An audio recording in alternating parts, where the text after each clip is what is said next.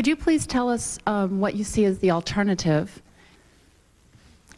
Yeah, there's alternatives, just as there were alternatives to feudalism and slavery and to bolshevism and fascism, namely dismantle the repressive institutions and place power in popular hands.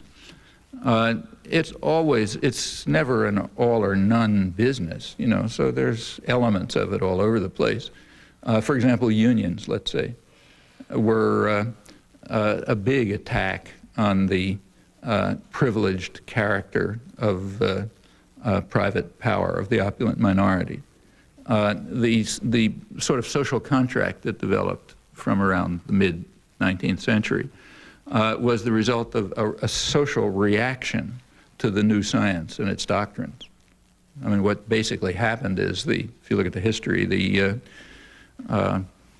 by around the 1830s, it looked like the masters had won the day, you know, end of history and all that sort of thing.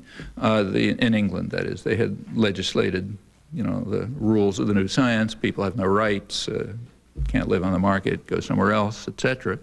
The only problem was that it turned out that the British Army was spending all of its time putting down riots because people got the weird idea that if we don't have a right to live, then you don't have a right to rule, you know. And then it got worse because they started labor organizing and the chartist movement came along and so on.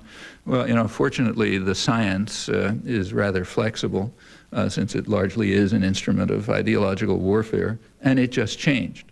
So the same people who were giving the old story, like Nassau Senior, now said, yeah, it turns out, according to the new science, that people do have other rights. By the time you get to, say, John Stewart Mill, you have sort of, you know, kind of a social democratic picture of political economy. And that leads the way to the social contract and the welfare state. Okay, that was an improvement.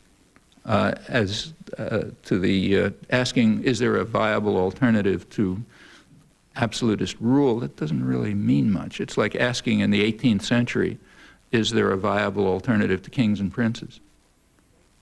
Well, you know, you couldn't point to one. You couldn't point to a parliamentary democracy in the 18th century. Did that mean you couldn't have parliamentary democracy?